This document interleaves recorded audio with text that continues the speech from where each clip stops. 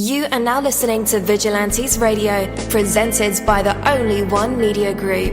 This is the people's choice for quality interviews, celebrities and special guests. Hosted by Demetrius Dini Reynolds. Call in to join the mix at 701-801-9813. For the complete archive of episodes, visit onlyonemediagroup.com and be sure to like us on Facebook at Vigilantes Radio. We welcome all. Enjoy the show.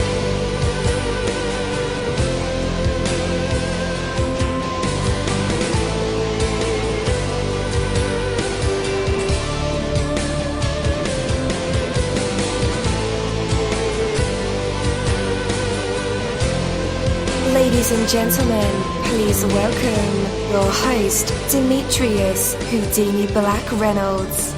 Enjoy the show. Hey, welcome to another awesome episode of Vigilantes Radio. I am your host, dini-mussolini. We have a very special guest for this evening, and so you definitely want to stick around for that. I don't know about you guys, but it just seemed like the days have been running together. I was thinking today was like Saturday, but it's really Friday. So, like, I got to do, because I woke up thinking it was Saturday, so I did all my Saturday agenda for today. So now I got to wake up tomorrow and do that all over. So it's like Saturday twice. How does that work? But anyway, but it's been like that every day this week since Sunday. I don't know. We were out in Memphis, Tennessee. Early Sunday. So I guess the whole fly-by-night trip, I had to zip down there real quick, like, whew. But anyway, so threw my whole week off, but today is not Saturday, today is Friday. Okay, memo, read, intercepted. So we got to do what we did today all over again tomorrow. It's just the way life goes, guys. But being right. So how much time and energy is spent by people trying to prove that they are right? I spent nearly an hour trying to convince my partner that today was Saturday. He's like, no, dude, look at your calendar. Like, there's no way you cannot know today is Friday. Your phone says it, your computer, your laptop, your tablet, the news, your car. Like, no, dude, it's Saturday. The government's playing trick on you. But anyway, what's the point, you know? Your attachment to being right can isolate you from others and prevent you from exploring new possibilities. A spirited debate is very stimulating, with each side making reasonable arguments in favor of a particular point of view. There is much to learn in such a discussion if it is conducted in the spirit of finding new answers. If, however, the argument is just for the sake of being right, to satisfy one ego, then it is at best a waste of time and often a counterproductive activity. No one cares if you are right. Trust me, I know. No one likes to hear you say, I told you so, especially my mom. She has like this melodic tone with her I told you so. Makes me sick. She's always right? But being right gets you nothing but resentment. Instead, offer useful ideas and points of views in the spirit of teamwork and cooperation. If you turn out to be right, people will know it. You don't have to remind them. You don't have to get on Facebook and make a post about it. I told you so. Okay. So take that from me, dini-mussolini.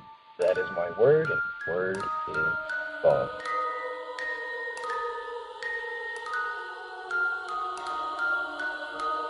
You're live in the mix. Let's get this started.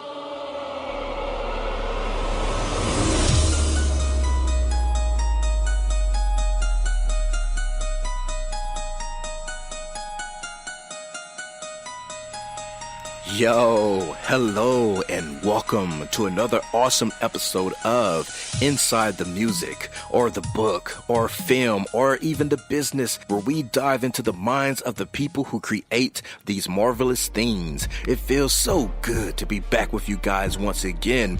Big ups to my folks who are indigos, crystalline, or the starseeds, for my vigilantes audience family, for my hooligans, and shout out to my people who are vegetarian or vegans.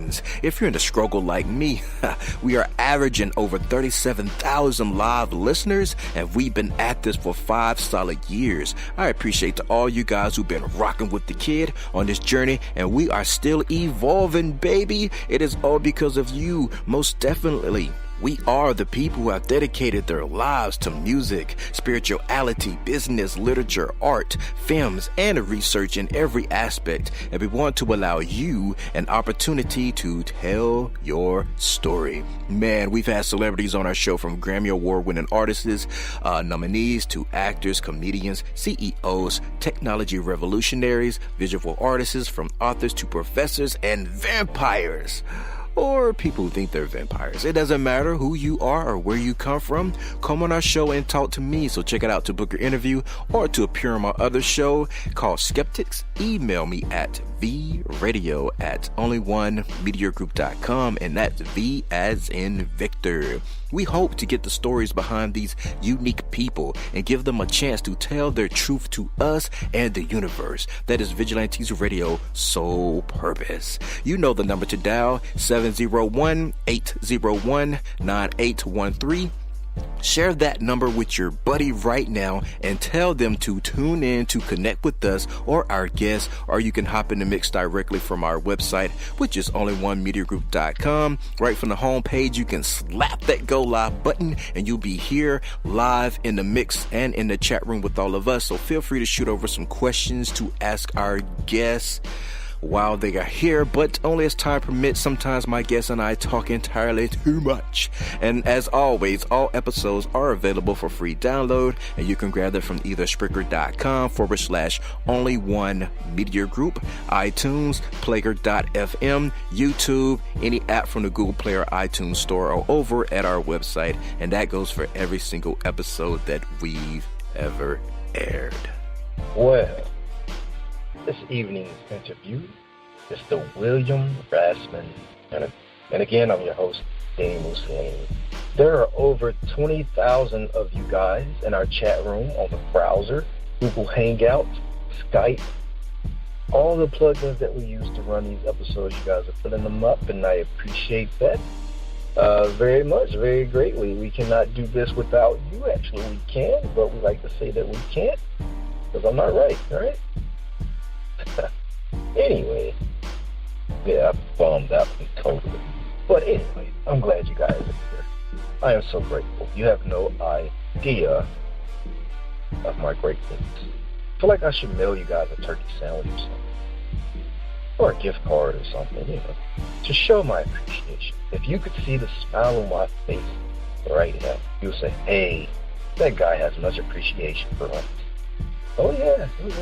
Anyway, we are the people who have dedicated their weekdays, nights to music, books, movies, news, business ventures, sometimes conspiracies, and just talk in general. From our incredible promotions on our new Facebook page, by the way, if you're on Facebook right now, which I know a lot of you guys are, scrolling, liking pictures, go ahead and like Vigilantes Radio. It's a cool thing to do. Or if you like our music show, with interviews and special guests, which is Vigilantes Radio, which you're listening to right now. Or our show about money, my favorite subject, music business, my other favorite subject, relationships, I can do without either or spiritual, intuitive talk. We have a show called Skeptics of the Handshake. That's right, Skeptical of the Handshake, but it's Skeptics. If you're on Spotify and iHeart, just search Skeptics, and there we are. Or our brand new show called Hated It, and that's where Mike and I review movies of all kinds and do voice-over comedy. We spend each and every day giving our maximum effort to create a vibrant indie and professional community for all creative minds that coexist in this beautiful artistic form. Tonight's special guest, or this, depending on what side of the globe you're on, is author, speaker, CFP, which is Certified Financial Planner, for all you guys like acronyms. His name is William-Rassman. So let's go ahead and invite him on. Hey, William, you're now live in the mix with all of us. How is it going?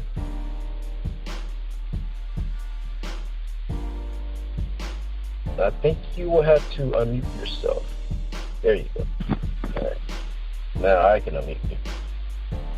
I'm doing well, Dini. How are you? Doing great. Good. How's Cali right now? We just got a bunch of rain for the past 2 days, and Cali is just, for some reason, when it rains here, everybody just freezes. It's like when it snows in the Northeast. It's like no one knows how to drive in it. It's like I don't know. I don't get it. But the rain is over now. We've gotten back to normal today on our Friday, and things are going well. Yeah, I can relate. For us, it's snow, and we see like it don't even be snow; it'd be like frost or something. School shut down, banks shut down. Yo, what is going on? But that's weather. Those scientist guys are just messing up everything with their hard projects and ozone, all that weird stuff. But I'm glad you're okay. Yeah. It's going to take more than a little bit of rain to slow me down. Yeah. And I can see, man, exciting times are ahead for you, right? You have all this wonderful stuff coming out that you're going around shaking hands, kissing babies, interviewing, hugging necks, all that good, campaign stuff. Just very cool. Yeah, I'm working on spreading the message, I guess. It's actually really great to be able to go out and speak to people like yourself and have thoughtful discussion. And I thought at the top of the broadcast, I thought that was great about how you talked about the fact that spirited debate is so important, because it seems as if in today's world, when people are presented with information that's contrary to their beliefs, they end up being more steadfast in them. And it's like, it's really not how it's supposed to work. We're supposed to listen to other points of view and opinion, and that's one of the things that makes this country so great. And so that, I try not to get too political, because what my message is not a political one. I don't plan to ever go into that area, but I thought it was. I really liked the what you said at the top of the hour about debate. I think in discussion, it's super important, especially today. Yeah. Well, I'm glad you said it. And thank you. But dealing in the realm that you're dealing in, is your work affected by other people's opinion? Because I don't know, I don't think America is that great anymore. And it's not because of president or religious things. It's because it seems like you can't have an opinion about anything. You can't stand for anything. People get offended. Yeah. Know it all. So, does it ever affect your work? Well, I try to not let it, and here's how I do that. I've created strategies and specific financial tools that don't rely on anything that is even close to gut feelings or opinion. It's separating the emotion from from your finances, and your emotion is important. You know, it guides you in many positive ways. It seems as if when you mix emotion with money, though, very rarely do positive things come out of that. And so what I do with each one of my clients is in the beginning I bring them in and we do what's called the discovery meeting, and it's about 65 questions. It takes about 90 minutes, and that's when we talk about the feelings part of it all. I call it financial therapy, and we talk about, you know, your values and your goals and your interests and your dreams and, you know, all this stuff, and we put it down on paper for them, and we do it and we present it to them in kind of like a mind map portion, or a mind map presentation. And once they have that, then it's kind of like we've distilled the quantitative stuff from all of the qualitative stuff, right? So we, from that, like, just getting to know you and you know, what you want to do with life, we get to know, you know, what type of money you think you want to spend on, you know, you're buying houses in the future, or you know, how soon you want to retire, or the people that you want to take care of. You can eventually get down to numbers, right? And remove the emotion from all of that. And I think that that's what is important in what I do, is removing emotion so that we don't let it cloud our day-to-day judgment and the judgment that is going to help us move throughout life, right? And so the strategies that I do, I mean, all of my investment strategies that I utilize for my clients are based upon, that are fact-based and kind of algorithmic in nature. It's like if you want to buy Tesla because you feel like Tesla's a cool company, it's like that's not really a great reason to buy it, you know? It's like but if you put a strategy in place that can help you quantify whether or not you should buy Tesla, then there's real power in that. And that's my main thing right now is well, not my main thing, but it's one of the things that I definitely focus on, is being the arbiter of fear and greed for people. Man, I'm sure you have to encounter those people. As you mentioned, Tesla. It's a very popular product, very popular car. It's cool to drive Tesla. I wouldn't. I don't have one. But people, and by the way, their stock up and down right now. Mostly down, but it is. But anyway, side note. But I'm sure you deal with a lot of people that buy because of popularity. How do you deal with those? I mean, what is the remedy to say this thing is not healthy for your financial relationship? Yeah, I think that that's a great question. I think that for a lot of our buying or purchasing decisions, I think asking the very pointed question of why is super important. And so if the question is, you know, or if the answer to the question, you know, of why are you buying it, is because it will make me look cool, that's not a very good reason.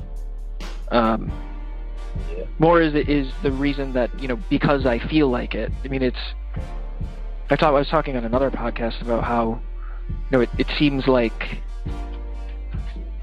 more often than not, you know, we are driven to getting like the new iPhone just because we feel like we need to, right? It's like that's really not that's not a very good reason to make a financial decision. I think that if we, I think that one of the things that that we were talking about earlier, the reason that people don't like opinion that is counter to theirs nowadays is because it goes against this whole instant gratification society that we live in. It's like if I don't say I agree right away, then for some reason that that's offensive to you, and that's like, I think that mirrors our buying purchases. It's like you have to do something right away that makes you feel good. It's like that. Yeah, the instant gratification impulse, society. That's really, I think that's really hurting us, and I don't think that we'll really know the true, health, mental, physical repercussions of all that until 20 or 30 years from now, because it's like, it's such a product, I think, of the always having your phone on you, and the constant begging of attention from all of the different things that your phone does. It's like there's a war on for our attention, and it comes a lot of times directly from your pocket.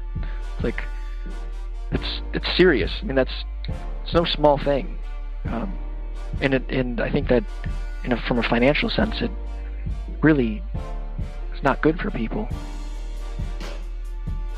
Yeah, I was gonna say spending money like a drug. Mm-hmm. Like in the back of my mind, this is me personally. Back of my mind's like, hey, I want to save money, but I just got a 50% off coupon from Men's Warehouse, and I really look good in Calvin Klein and a pair of David Edens. Huh. And I don't think it's just me personally. I think it's because I'm bombarded with ads on my email account. Yeah. So if I was to sit down with you, what would be your synopsis? Like, hey man, you need to get control of your spending. So how would I tell that to you, or what did my? What did you say? Chunk your phone in the water? No, I don't do that, because eventually you're gonna have to go buy a new one the next day. I think that a big portion of our spending habits can be mitigated or can be corrected by a weekly inventory of kind of what's going on. So here's a fun fact. So I just got married 3 months ago, and so I really, thank you. I really connected with your intro about being right, because I've learned very quickly that you can be right or you can be happy. You can't be both. And so what I learned, as we've kind of combined our lives here, is that money issues pop up, right? And it's important to be able to have that two-way discussion with somebody. And so even if you're single, this is something that you can do, which is write down all of the things that you need to pay for in the next month, right? Not all of the things that you want, but all of the things that you need, right? Which is like, $50 a week for food and your rent payment and whatever you're paying for your car and all that stuff. And then on the right hand column, just put how much money is in your account, right? And then for each line thereafter, just subtract the amount of whatever you're spending it on from that amount, and then you'll watch how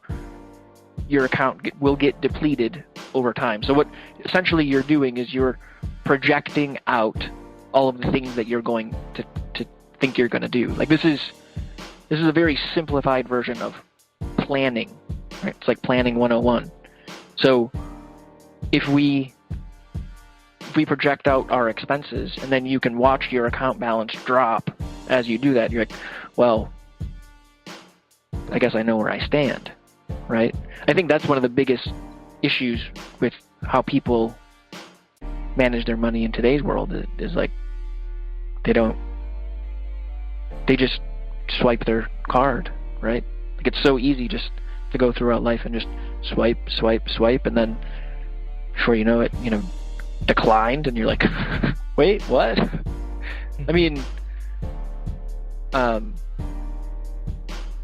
yeah, so doing that weekly after you kind of get the hang of it, then you can do like bi-weekly, and then you can do monthly, and then you start working that muscle, and kind of like going to the gym, it gets a little bit easier, and I think that is it's a good place to start for folks. And I have other, I've written a variety of ebooks and stuff about paying down debt, and I actually have a piece of computer software that I'm working on that will probably come out the next couple of months here, that is kind of an AI type of helping people prioritize their top financial stuff. It's like, is your spending out of control? Because that's probably in the top 5 of what's hurting you financially. But it also could be that you are carrying, high credit card balances, or you've deferred your student loans, or or maybe you just live in too expensive of a place for your income, And it's actually not too difficult to train a computer to tell you how to do that, because it's all based upon ratios, right? So if your debt to income is higher than what it should be, it's like, okay, let's figure out how to lower it, right? Or if your savings to income ratio is too low, it's like, okay, well, let's figure out how to raise it. And that's really what lights me up about the whole financial planning, money coaching type of things, is helping people just be a little bit better than they were the day before. There is no get rich quick scheme out there. It's taking responsibility for your actions and playing the hand that you're dealt.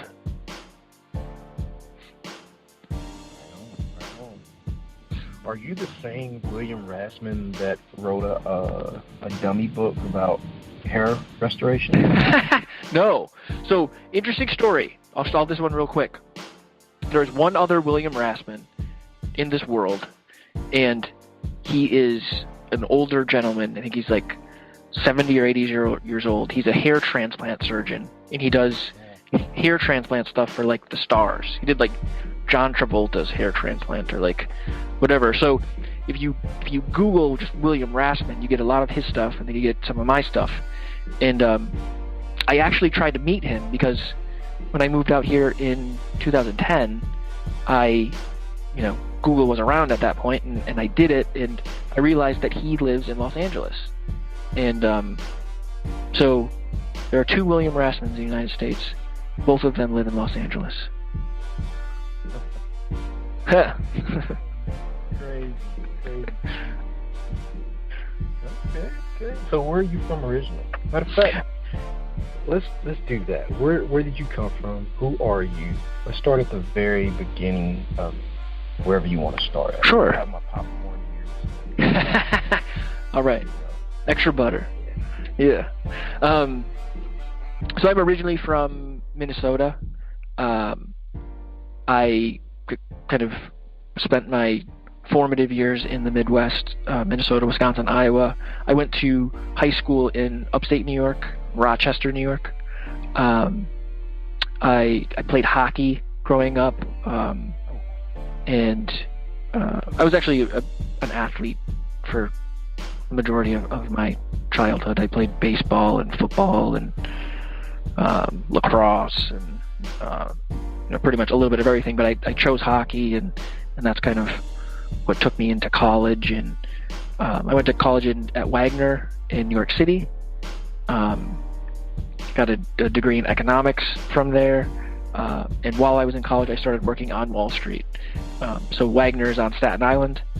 So I would take the Staten Island ferry into the financial district, and that's where I started in this industry.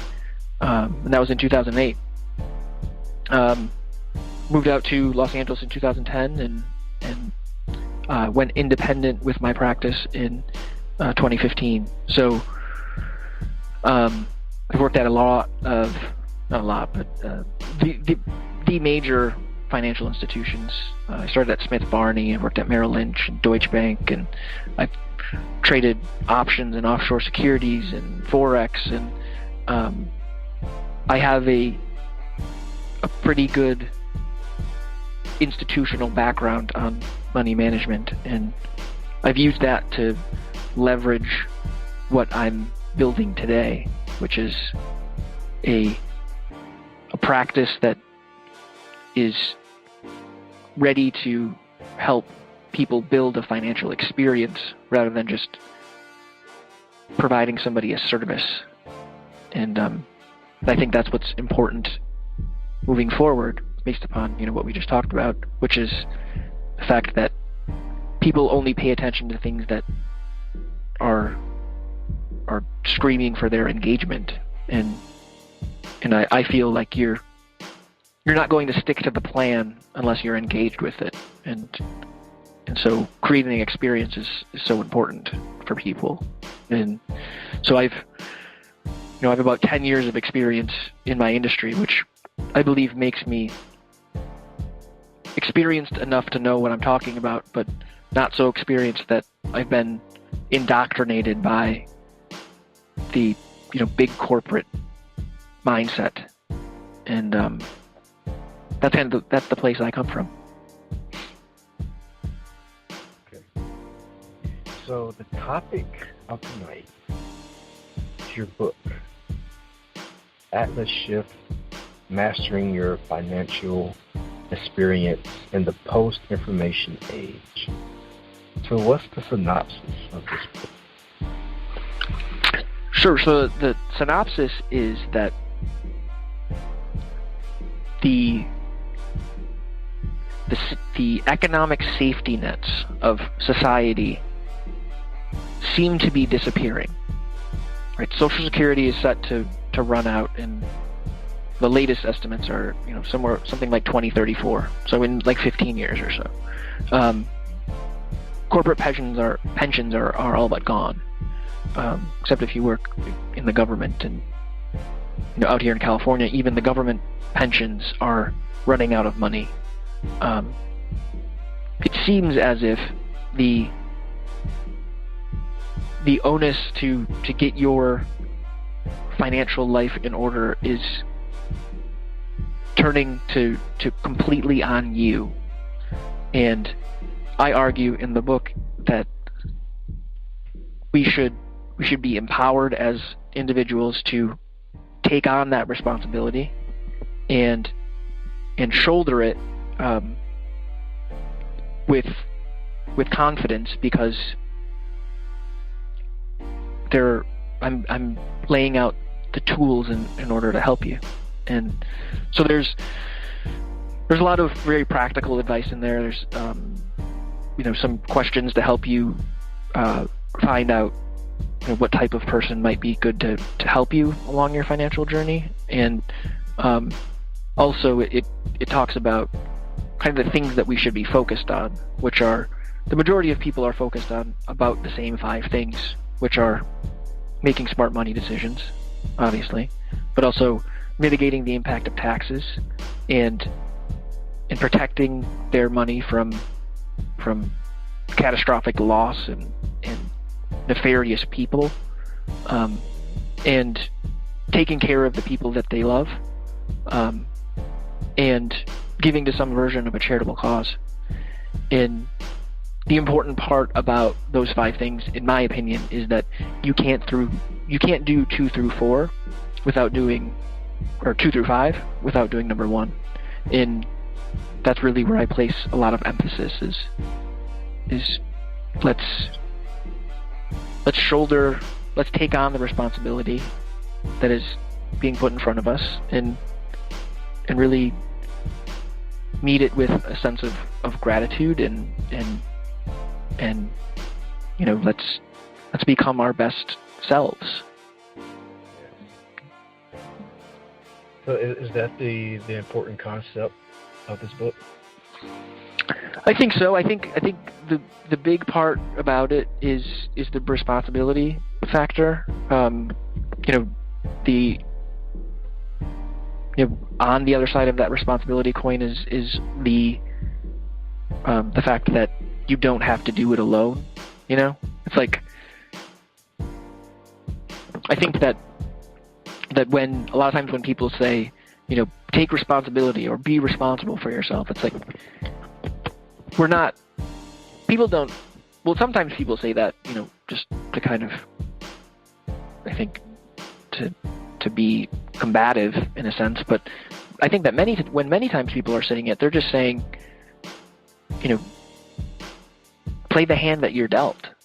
Take what you have and move forward. And that doesn't have to be alone. I mean, you can have people help you, or you can come up with your own plan.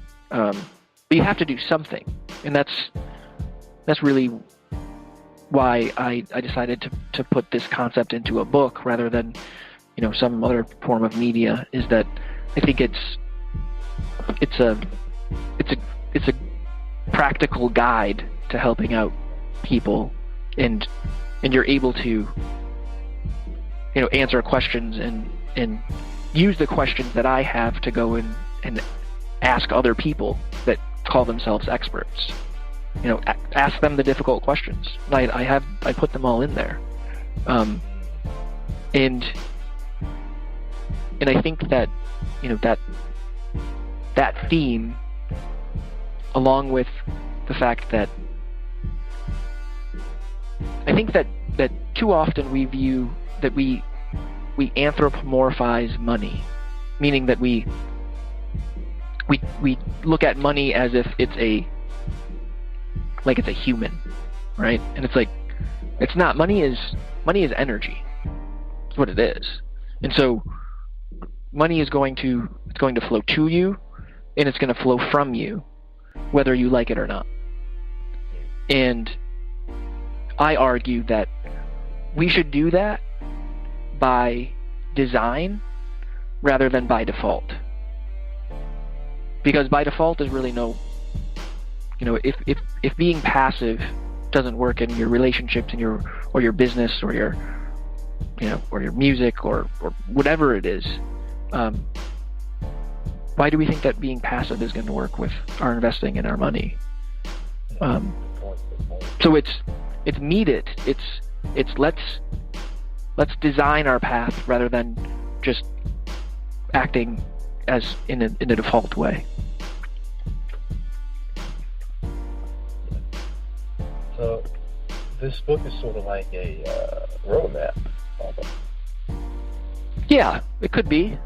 It could be the roadmap. I think it also could be a bit of motivation. And what I draw upon in the book is a little bit of my economics background, and I throw in a little bit of philosophy and a little bit of history, and I kind of throw topics around, and then I bring you up and then I bring you down, and I think that a roadmap is a good way to term it.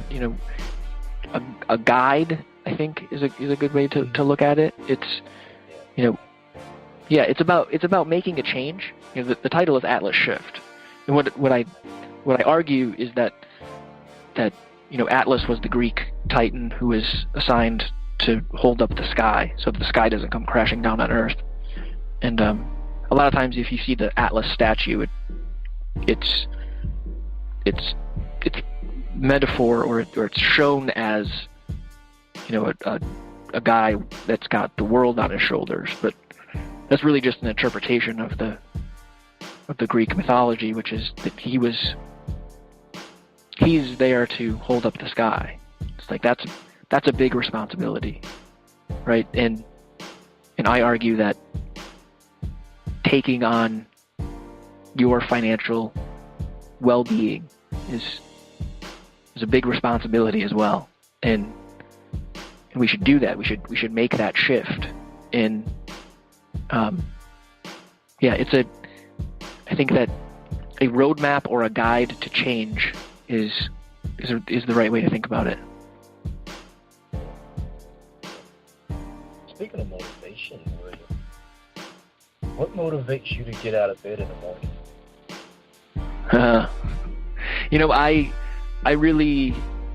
I love what I do. If you couldn't tell, it doesn't take me a whole lot to get in front of, my screens in the morning, and I'm looking at the market, and I love really being inside of all of the numbers and the algorithms and all of that, the things that I build for my clients. But I also my most recent client that I just brought on this week, she was recently diagnosed with Alzheimer's, and she has about 10 to 12 years and maybe 2 to 3 good ones, and she wants to travel, and she wants to take care of her nephew, which means a lot to her, and I'm going to help her do all of that with what she has. And there is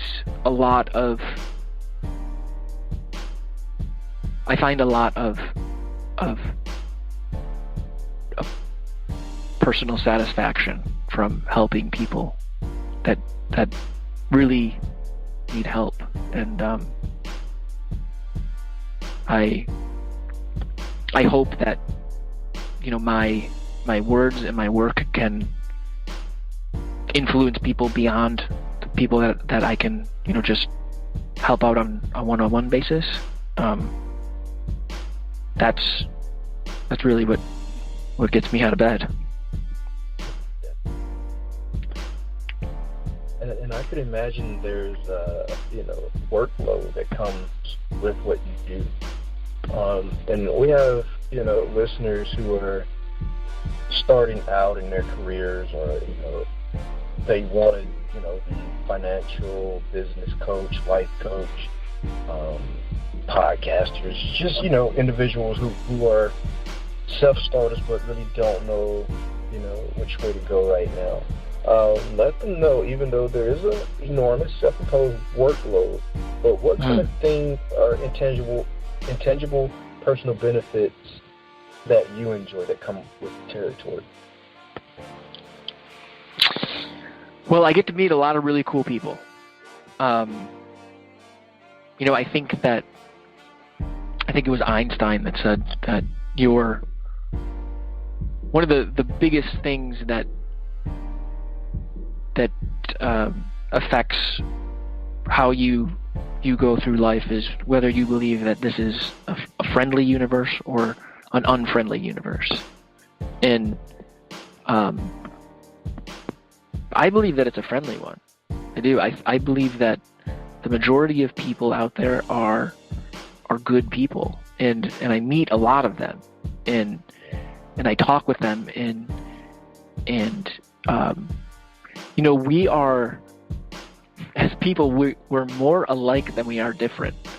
It's interesting. It's like you can draw so many similarities within people that you wouldn't even think have anything in common.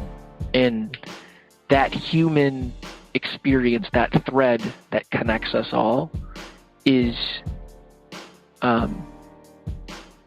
something that I find so interesting about what I do, because I think that the mainstream media or the powers that be, or whatever you want to call it, would want you to think differently, right? That, that we're all divided and, whatever, blah, blah, blah, garbage. It's like, we're actually pretty darn nice to each other for the most part. And we're pretty much like each other, all in all. And I think that most people want their neighbors to do well, and they want, they want to see people grow up in good environments, and it's.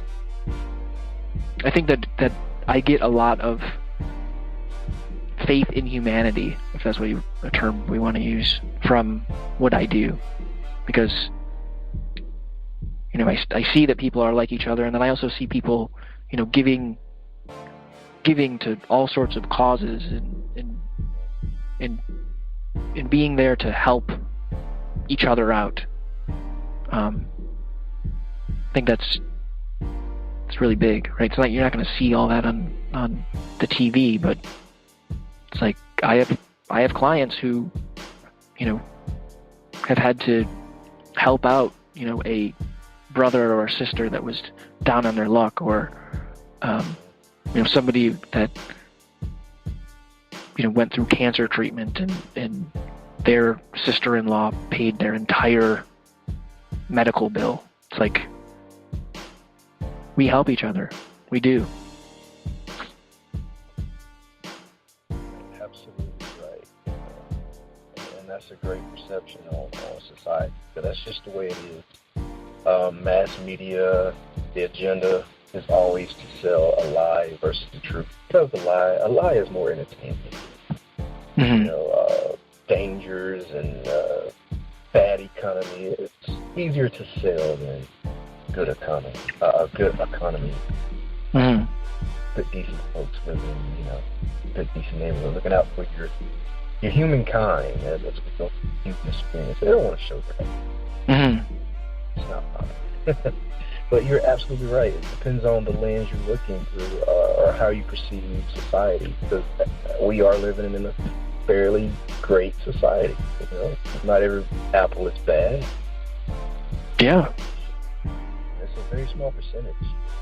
I know. The ratio of the human life is planet.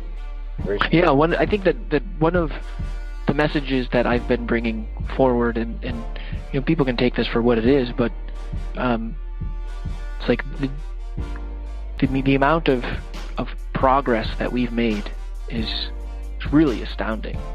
I talk about in my book about how we've gone from tribal beings to kind of through an agricultural revolution, through the industrial revolution, into the information age, and then now we're teetering on getting out of the information age and going into something else. And it's like a lot has happened in that time. And it's a fairly short period of time. We've been around in our kind of our current state for a third of a billion years, or whatever it is. Well, no, I guess that goes back to crustaceans. It's more about, let's say 250. Let's just say 250 generations. It's like the majority of those, it was not that great to be around here. I mean, you search for your food every day, and you had trouble, keeping up your shelter, and most of the people that are around you died. It's like we've come a long way since then, and even since 1990, I think the latest statistic is that average global incomes have doubled in that time. 1 billion people no longer live in poverty since 1990. It's like that's real progress, and it's easy to look at the things that you think aren't going that well. That's why I think that living with a bit of gratitude can go a long way, because it shifts your focus to the things that are going well. And it seems as if the law of attraction states that that what you focus on will come to you. So let's focus on the good stuff. Yeah. Have you ever heard of the law of exchange? The energy theory? The law of exchange? No, I don't think so. Almost as good as law of attraction. Ah. Almost as good as law of intention. Uh-huh. Interesting. Check it out when you get a chance. Yeah. So, what inspired you to write Atlas Shift, Mastering Your Financial Experience in the Post-Inflation? It really was an effort to put down. It started as an effort to put down kind of some predictive insight, which is that, you know, I think that, you know, the bureaucratic / governmental / corporation based economic safety nets are going to continue to dissolve, and beyond that, it seems like, kind of going back to what we talked about before, that people aren't engaging with things that don't beg for their attention.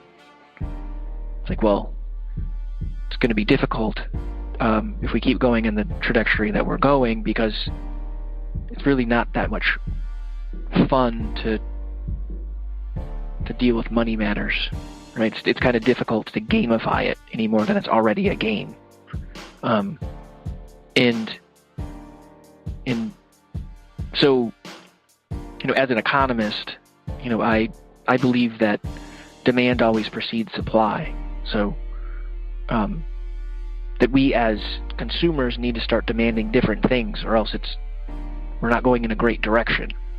And so demanding that the people that are helping us out with our money have certain characteristics, especially forward-thinking characteristics, is so vitally important. And in sifting through all of the different types of people that call themselves advisors and coaches and stuff, and finding the right one is probably one of the most important decisions that people are going to make over the next 5 years or so. And so it developed into, you know, this predictive insight book into something that's more of a practical guide to helping people deal with all of that. And that's where that came from. Have you experienced any changes or growth since the book has been published? Well, not yet, because, well, I mean, I noticed a lot of growth within myself. After I think there's a lot of power in putting down details like I have in print, and in sticking to them. It's like it's written, you know, my publisher told me that, you know, a copy of my book is going to go into the Library of Congress, which it sounds like super cool, but every book goes into the Library of Congress, so it's I don't want it to seem like I'm super special, but it's like, I guess my point is that something that is written on paper in now a book form, it's like it's done. It's I have nothing left to do but stand by my words, and I've noticed a shift in myself because of that. Otherwise, the book doesn't hit the shelves until January 4th. It's available for pre-order right now, and we're just kind of tying up the loose ends of it. So the book hasn't been published? No, not officially. It's been written, but not published. So, after the book,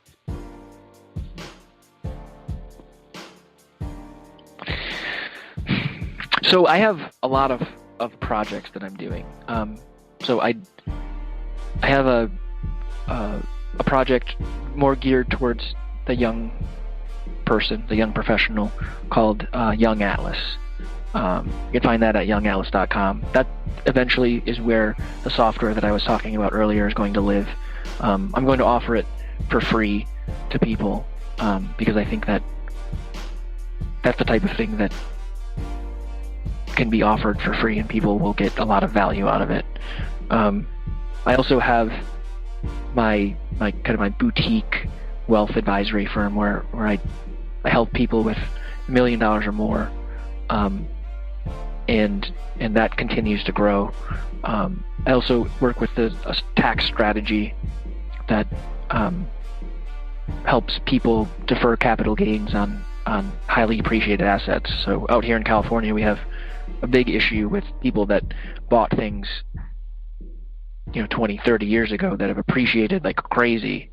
You buy something for $100,000 back in 1990 and now it's worth $5 million.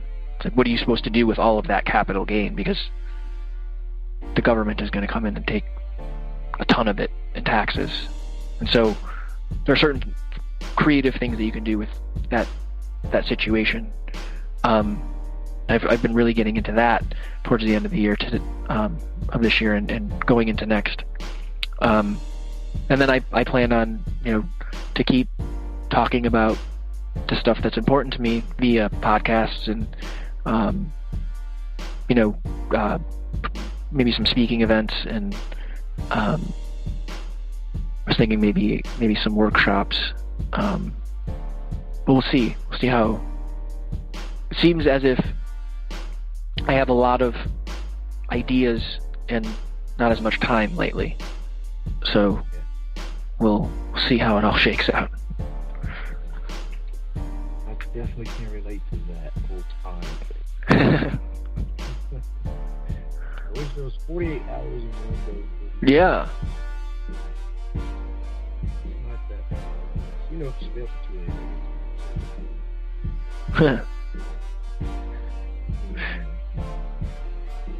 Oh man, but I'm gonna go out on a limb here because I'm curious to know if you feel if it's important to not overcomplicate things in like self-help and financial books. Because sometimes I read those things just to read them, and the ones I picked up kind of requires that I have a CPA, background to translate the term. And maybe I'm just not the brightest color in the crayon box, but still. Well, yeah. I mean, I think that we, especially in today's kind of complex world, we seem to like to overcomplicate things. For some reason, all of this technology and innovation has brought about more complex problems, right? So then, we're like, well, this problem's really complex, and so we need a really complex solution. And it seems like we project that out onto all sorts of other things. And I think that, don't get me wrong, I think there are plenty of things that deserve complex solutions because the problems are so complex. But there are also there's a bit of beauty and simplicity, and there's not. There might be a simpler way of doing things that might even be more effective because it is simple. And so I'm definitely a fan of leveraging simplicity, especially when it comes to your finances, for as long as you can. Unfortunately, as I've noticed in my private practice, the more money you get, the more complex things become. I think that somebody really wise at one point said, "More money, more problems," and that holds true for sure.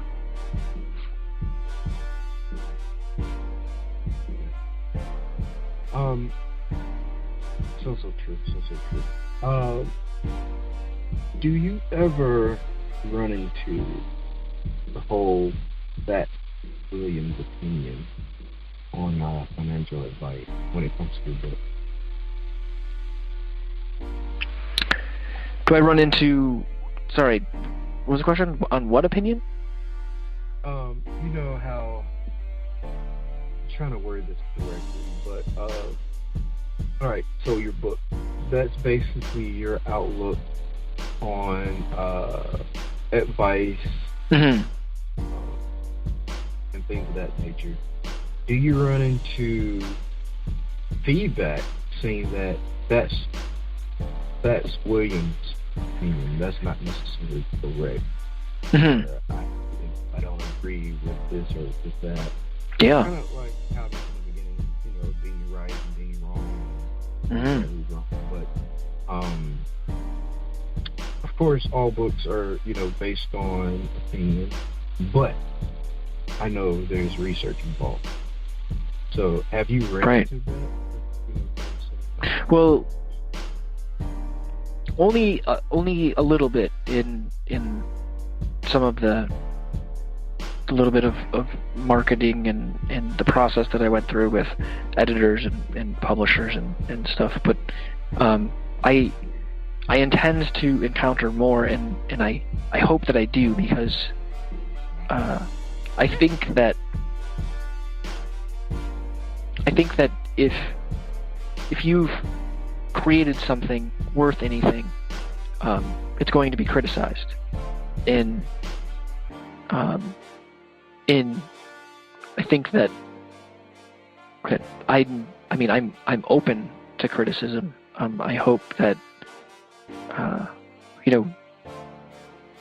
that this does spark some sort of debate around what is happening in the financial services industry and where we're going, because I think that conversation needs to be had. So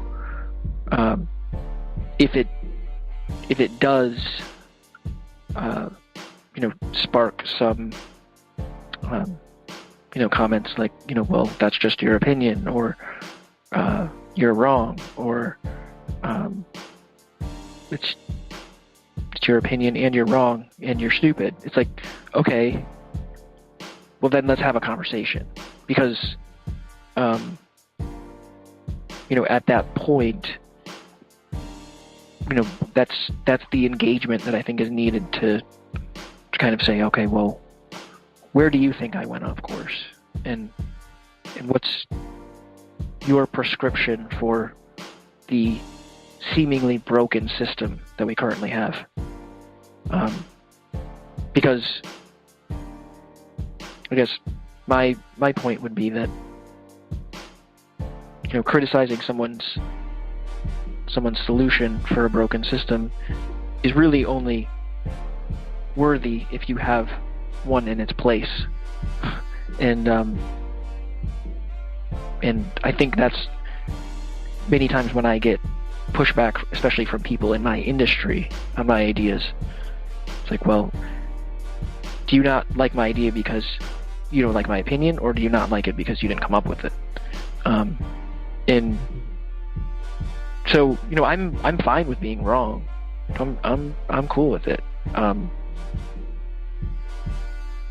I'd hope that it brings about an element of discussion, rather than just today's version of saying, no, you're hurling an insult at somebody and then running away. It's like, it doesn't help anything. So what makes this book accessible and relatable to those outside of the narrative? And we can't really say that all of us will have to go through this, experience these facts one day, but still what you expect. Yeah. I think that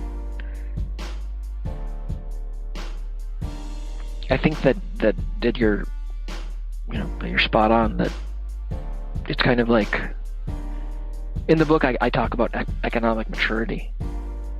It's like it seems like the people that are not as economically mature tend to believe that there's a safety net waiting for them around the corner. It's like to grow up to grow up and take on some responsibility is to believe the opposite of that, in that everything, the buck stops with you. And I think that's the right way to approach especially money stuff, because expectation of a bailout is really not a very good way to make your decisions.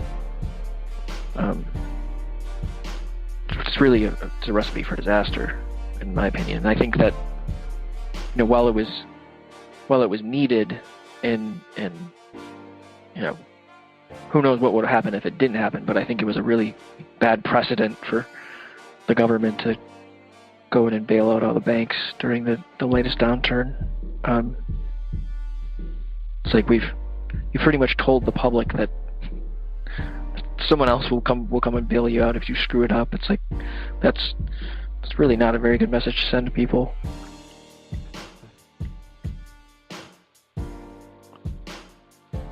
Hey, William. Our usual tradition is called the hot tip, and the fans of this show absolutely love this part because we heat up your seat for a minute, make you sweat. I mean, of course, okay. We like the actual interview, but the audience will have a chance to hear. Maybe you can sing. Maybe you do poetry, freestyle rap, joke, story, live instrument. But you never know if these creative minds and vessels are produced in the spotlight. And tonight we'll find out if William-Rassman has what it takes to put on the spot a sense of his true artistry. Sounds good to me. So we'll cut this music so we can catch our breaths. We have Major Love Event with their song Indie Sound. We'll be right back. Then at the calendar close, what do you know, do you know, do you know? There at the back of the house, I saw your feet, saw your face, saw your mouth, oh.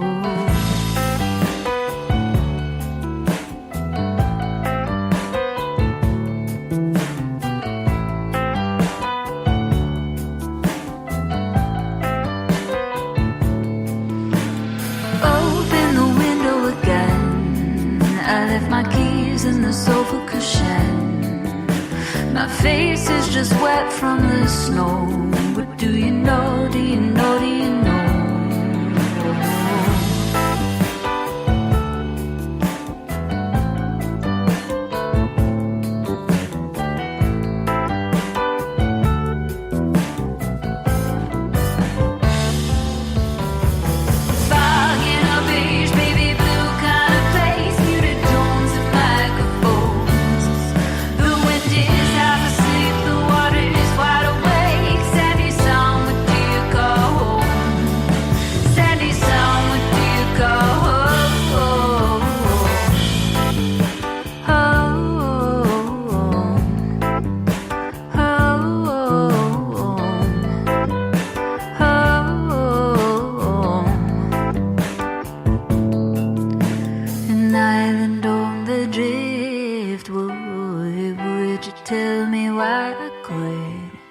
An island on the driftwood, would you tell me why I quit?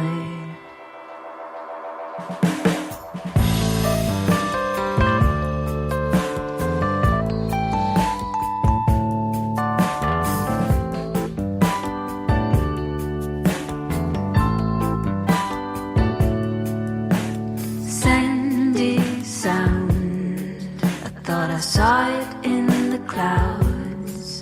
Thought I heard it in the ground. Thought I knew you'd come around. I didn't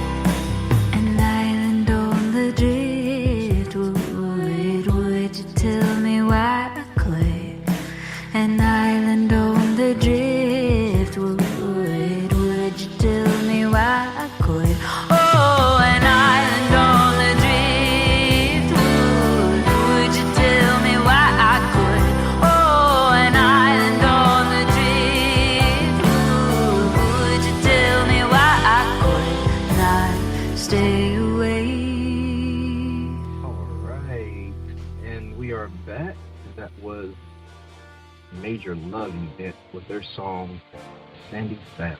If you like that song, you can connect with them on SoundCloud. The link is in the show notes and in the description of this episode. So whether you listen to us on iHeartRadio, Spotify, iTunes, Google Podcasts, Podcast Addict, Listen Notes, Deezer, Spreaker, so many more. We're just about on all of the podcast platforms and apps where you love to check out your podcast. So the link is in the description of the show. All you have to do is click the hyperlink. It'll take you right to the sound. All right, guys. Since today is almost over, if you're in Central Time, like me currently, you have 3 more hours to tomorrow. Okay. So I guess I am talking to you. Tomorrow, do me a favor. Wake up and say, today is a new day. With unlimited possibilities. Whatever limitations have held you back in the past are now part of the past. The only limitations you have are those that you choose to accept. There are opportunities all around you. In order to see them, all you need to do is decide what you want. That's all it takes. A clear, specific goal and the complete commitment to achieve it. Once you have that, you'll find opportunities everywhere you need. Take that faith and lose faith. As that is my word, and word is fun. But for right now, let's bring back the man of the moment, William-Rassman. You're back live with us and in our hot.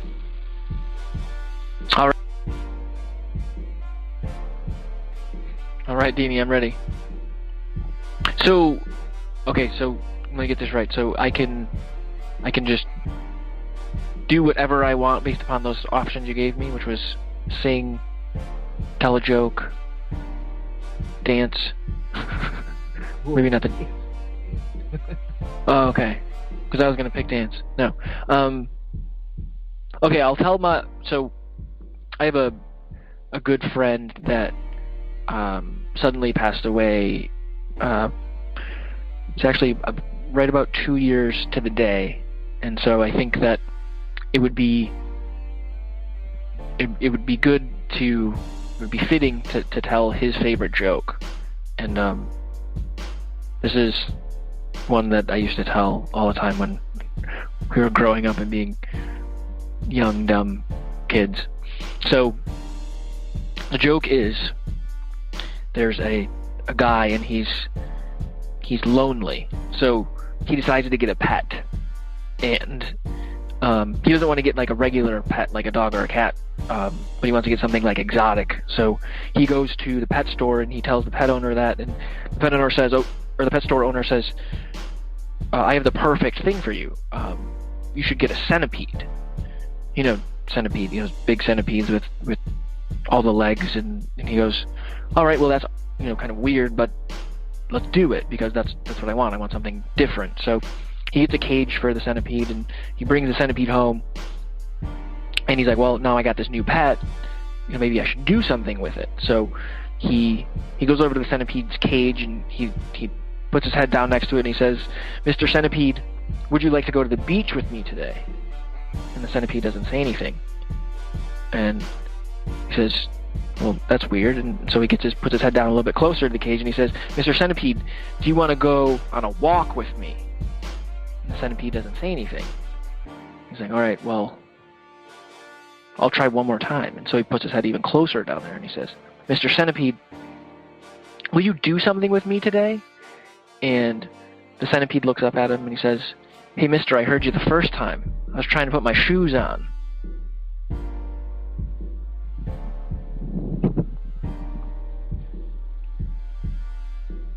And that's my joke.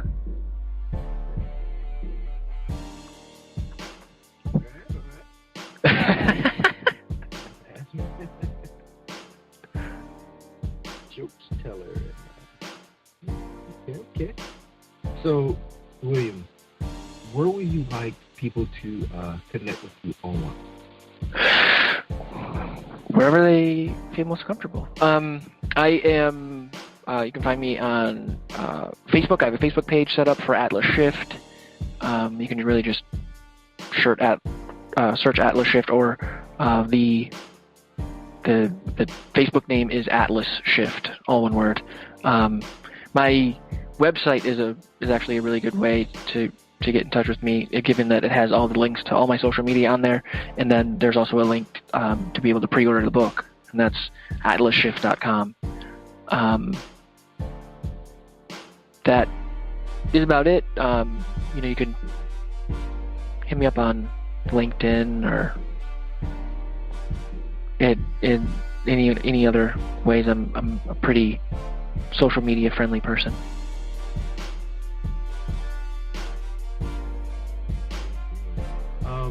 Also, another tradition that we have is open floor.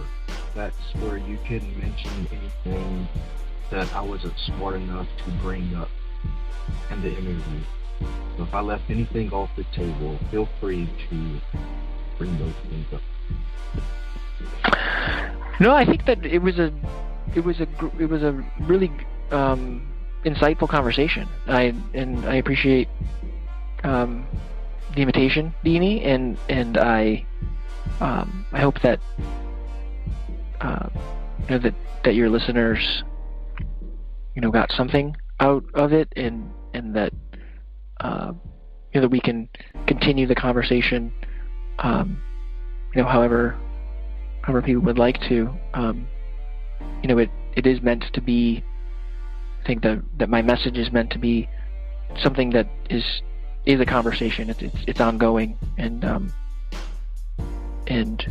I look forward to being able to help out wherever I can moving forward. Well, thank you very much, William, for being our guest. Being very insightful. I enjoyed speaking with you and learning everything I could about finance. Yeah, always fun to talk about money. Mm-hmm. I think we could, dive deep into other topics, dealing with behavior and Sure. How you said when you talk to your clients, it's like one of the first things you do is find their habits and their personality. Yeah. I think all that's very important. Absolutely. Well, thank you again, William. Like I said, I enjoyed you very much. You've been such a great guest today. Thank you. Thanks so much. Thank you, my Vigilantes family, as always, for checking out my podcast over here at Vigilantes Radio. All episodes are available for free download, and you can grab that from either Spreaker.com/Only One Media Group, iTunes, YouTube, any app that's on a Google Play or iTunes store, or our website, and that goes from every single episode that we've ever aired. If you'd like to request music or a particular guest or send something for me to play, email it to vradio@onlyonemediagroup.com. If it's music, please label it by artist and title. Here's my disclaimer. We are genre free, we do not judge, and we absolutely do not base our opinions on hearsay but facts alone. And actually, you can scratch all of that because all of my opinions are always right. That's the bottom line. This is my show, so deal with it. Nah, just kidding. On behalf of myself, dini-mussolini, I appreciate all you guys for tuning in, either afterwards or live with us. Spread the word, because sharing is caring. We stepped up our game just for you guys and our guests to make sure that you have the best experience here on our show. Be sure to connect with us on Facebook, Twitter, Instagram, Tumblr, as well as Spreaker. We always follow back. That is the number one rule.